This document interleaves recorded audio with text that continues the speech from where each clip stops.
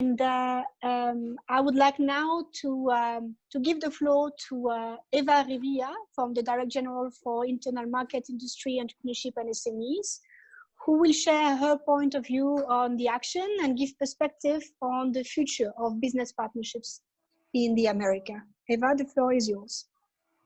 Thank you very much, Lise. Good morning to everybody. Good afternoon. I am very happy to be here today, and I hope that I will be able to give you a glimpse of what is going to be the next action in the Americas. Next, please.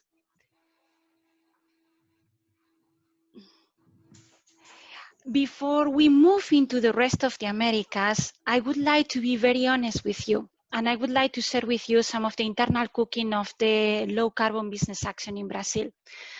This action is a pilot project. We were testing a new methodology in order to facilitate how European and Brazilian businesses can come together in a subject that is a win-win situation for everybody. The project was divided into two phases. That means two little projects. That created a lot of high initial interest, but we know that later we got some disengagement as some of the projects didn't continue during the second phase when we were granting the technical assistance. However, we also know that some of the projects that met during the first phase, during the matchmaking events, they also continue without the low carbon business action. So even if they fall outside the scope of the project, we know that they are there, and we are very glad that at least that was one of the developments. As this was a pilot project, our focus was exploratory, more on the development.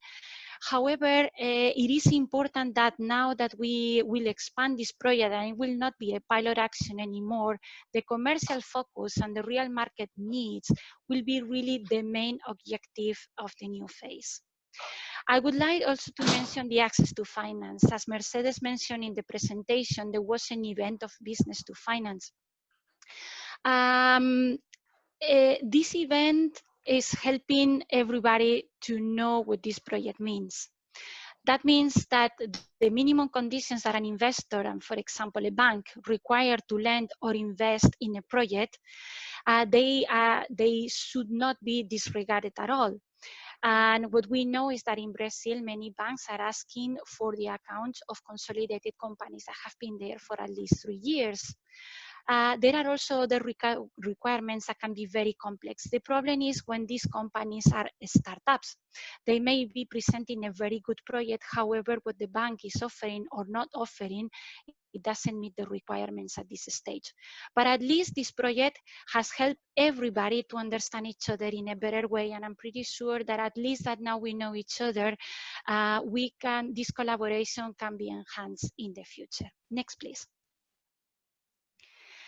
The next slide is about the participating companies, and allow me to say that we did have a lot of companies interested in participating in the low carbon business action.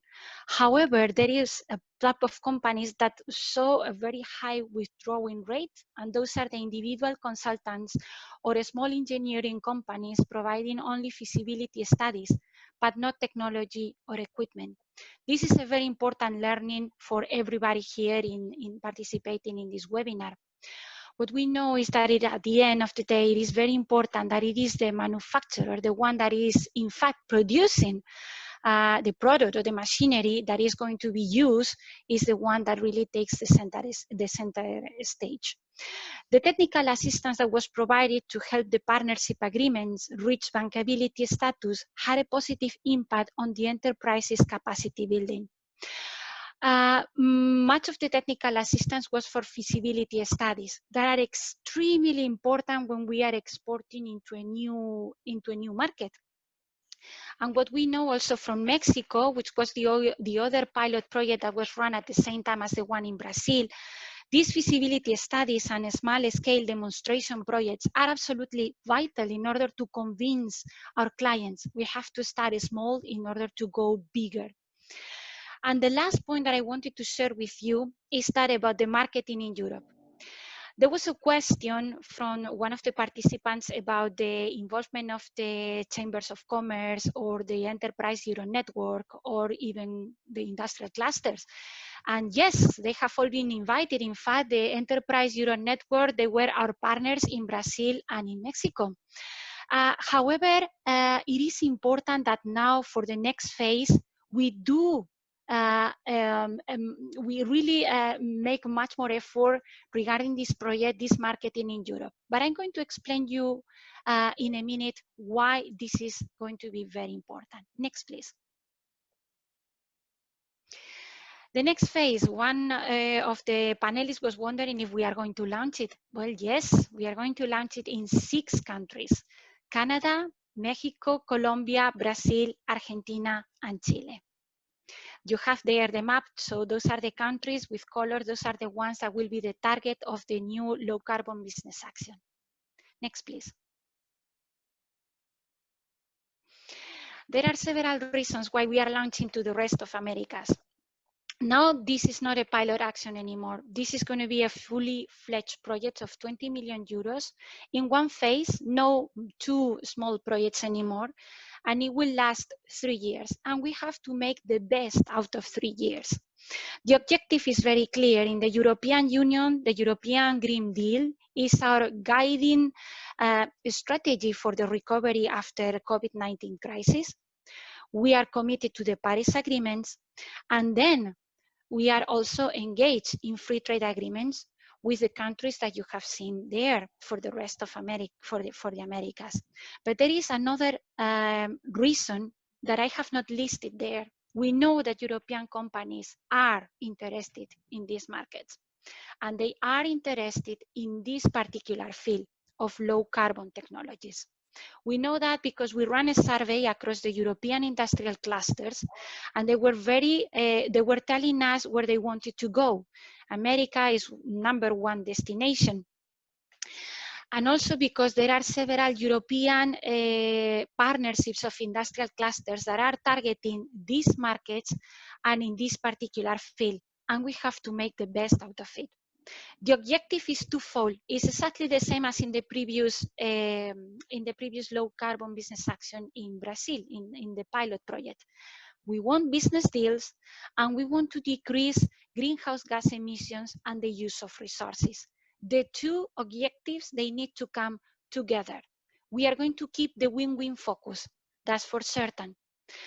Due to the learnings that we have on the participants and the rate of disengagement, we will focus more on the EU manufacturers. That doesn't mean we will not take into account other type of companies, but because we know that in this case, these are the companies that are more likely to go to the very end, we will try to involve them better from the very beginning. These companies will be SMEs and small mid-caps.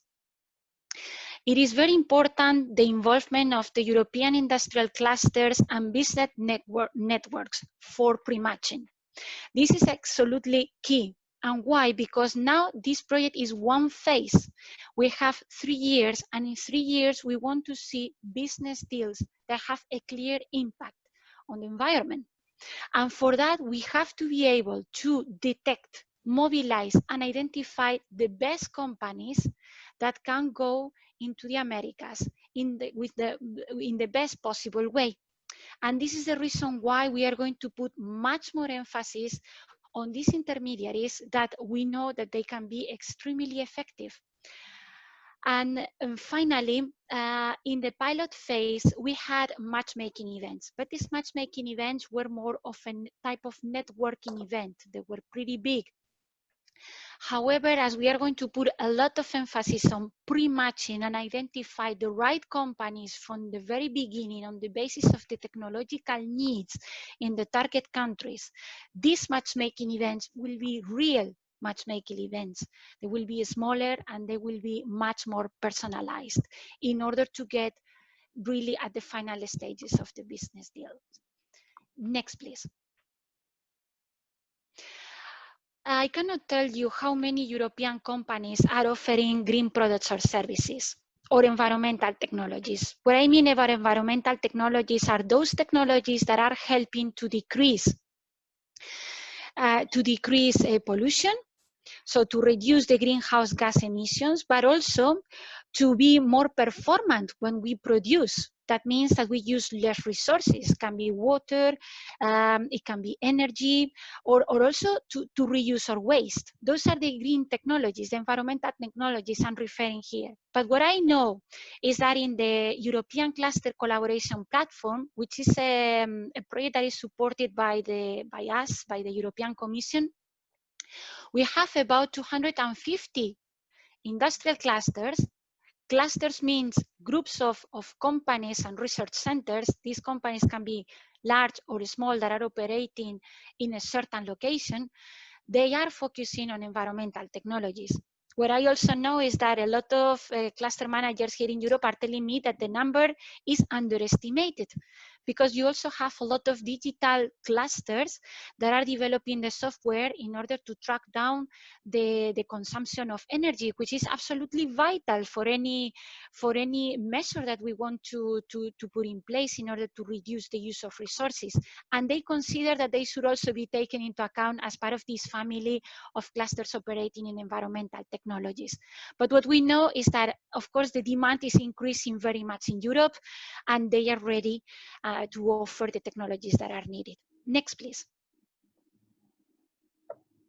I'm trying to anticipate one of your questions. How is it possible that you are going to launch an internationalization action in the Americas with a world that is affected by the COVID-19 pandemic? The world doesn't stop. What we know is that we work in a different way. We are absolutely aware that there are travel restrictions for people to make it difficult, and it will make it difficult for the collaboration partners to meet. Products can fly, can cross the Atlantic, but how are we going to prepare for a final deal, for the moment that we are going to sign, for the moment that we meet in person? So in this phase, we will have to work on developing trust, because trust at the end is the base of any successful business deal that we may put in place. We are now working for a few months in several countries online. And we will have to reinforce the online pre-matching and matchmaking, that's for sure. Video meetings are going to become the key in this particular phase until we are able to meet in person again. But that doesn't prevent that international knowledge in the different markets and the different partners that may engage later on a business deal through webinars, it can still work.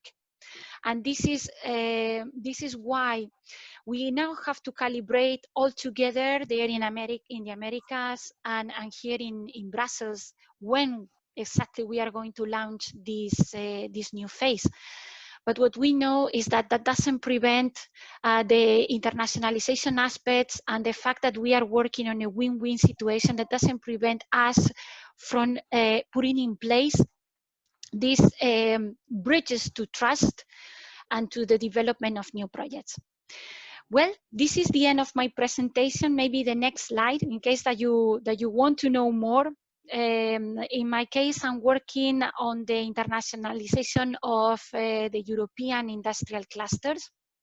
And we are behind the European Cluster Collaboration Platform. If you want to have a look at the different actors that are working in this particular field, you can always follow us also via Twitter. We are extremely active. And I'm very glad to be here and answer any questions that you may have. Thank you very much.